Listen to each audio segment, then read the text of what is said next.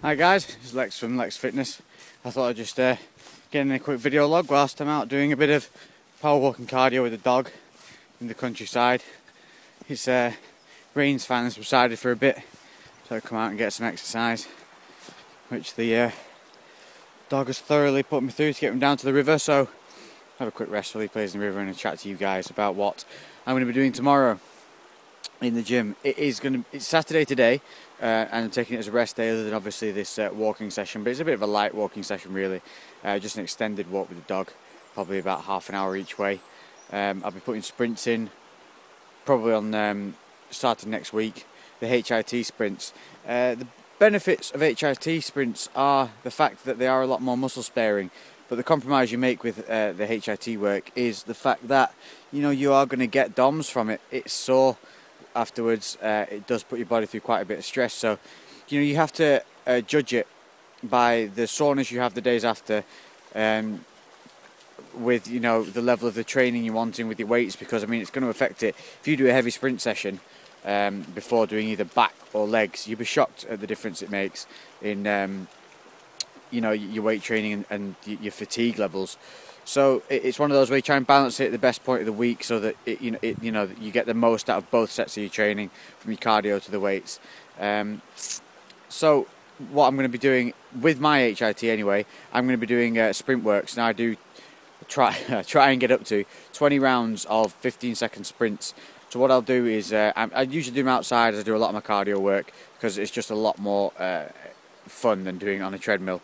So I'll go out on the street, I find a good flat stretch of street, and then I will do 15 seconds full bore sprint, knees high, pumping the arms, pumping the legs, fast as you can get up to 15 seconds, and then a 45-second walk back before turning, boom, 15-second sprints again. It's 20 rounds of that. Now, so you're only doing 20 minutes, but it's a fantastic workout. Honestly, you struggle sometimes, not to throw up on them. So, I recommend it. And it is as hard as you make it once again. And the trick for me is just to not stop. It's to keep moving. So when I'm not sprinting, I'm walking back.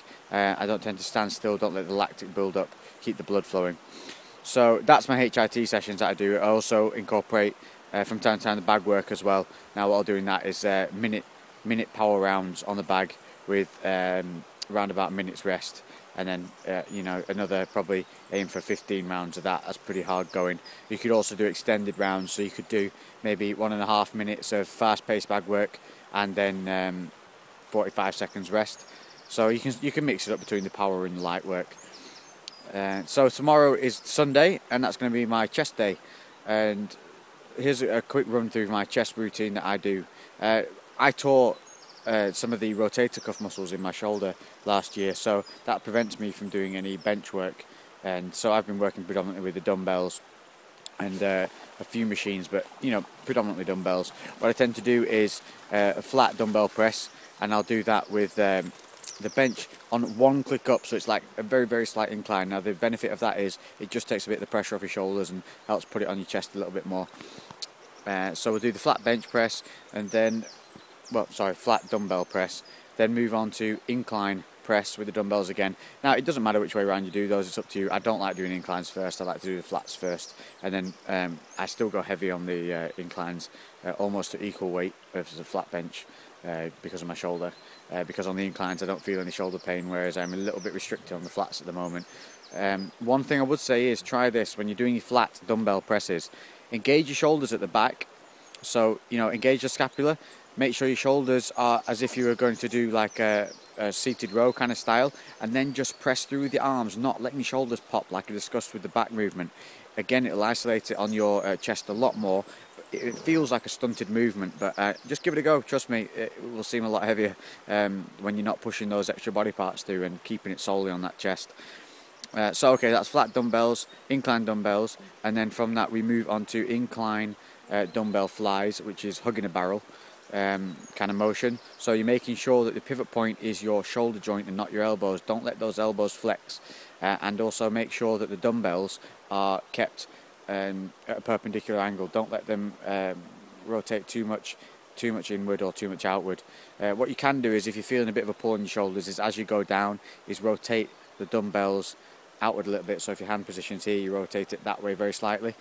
And then as you're coming back in, rotate back inward. But it's not a twist motion like you see. I mean, it's very, very slight, and it just takes a bit of pressure off the shoulders if you do tend to feel a bit of shoulder pressure on them.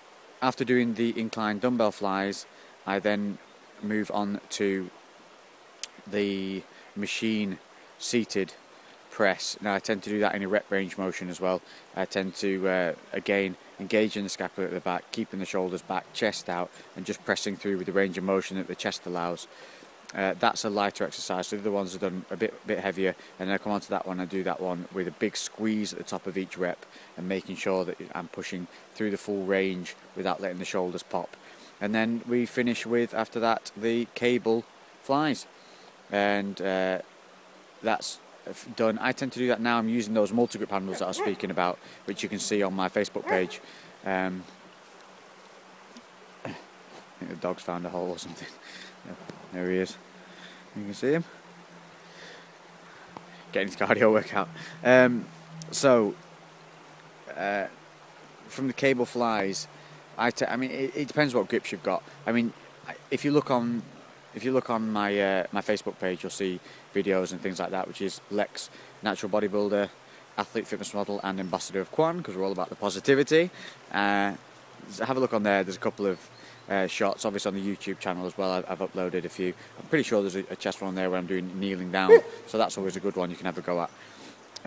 Other than that, what we've been using is these multi-grip handles. Now the difference with the multi-grips I found is in the chest, with the normal handles on the chest cable work, is you stand in front of the cable machine so that you're bringing the cables from behind out into the front. With the multi-grip handles, what I found is you can almost stand over them, stay perpendicular to the sides of the cable machine, and bring them down underneath you, a lot like that Hulk Hogan pose, if you all remember that one from the years ago. So that is worth a go. Again, try the different variations. Just find the one that isolates your chest, and again, don't let those shoulders pop forward, because that's bringing in your alternate muscles to help with it. Keep those shoulders engaged at the back. And then FSTs, I'll just finish on usually a light dumbbells, flat bench, and I do an angled, I don't know what, it's an angle press I call it. Basically holding the dumbbells, rather than holding them either here or here, I put it midpoint like that, and then press up, nice rep range motion, again, shoulders engaged at the back, chest out. And that's FSTs, so that's the 7 sets, 15 reps per set, 30 seconds rest. Now if you're not done after that, then you've not worked hard enough, because trust me, after I've done chest, I do it on its own because I'm absolutely blitzed. But a fantastic routine. It's worked well for me, and hopefully over the next 12 months as well, my shoulder's going to keep healing, because the weights have been going up and progressing further and further, and I get back to that bench, and when I do, obviously I'll give my thoughts on what I found works well for me on the bench, and everything else that I come across I will share with you guys. I will again tomorrow, I'll try and do another vlog tomorrow at some point, and I go through a couple of the diet things that I want to go through, because people have been asking questions about the macros. So what I'm going to do is I'm going to go through the iPhone and web apps that you can use and how to use them, because a lot of people are saying, it's setting them weird goals. What you need to realise as a bodybuilder, guys, these apps aren't developed for us. They're developed as a calorie counter for normal people. So the goals it gives you are not going to be right for what you want. You have to ignore those and just know your own macro goals and hit those each day. But I'll go through that again tomorrow. So hopefully it's not raining where you guys are. Have a nice day. Chill out. If you're training, train hard, aim high. I'll speak to you guys later. Boom, baby. Here comes the ready or not. Here comes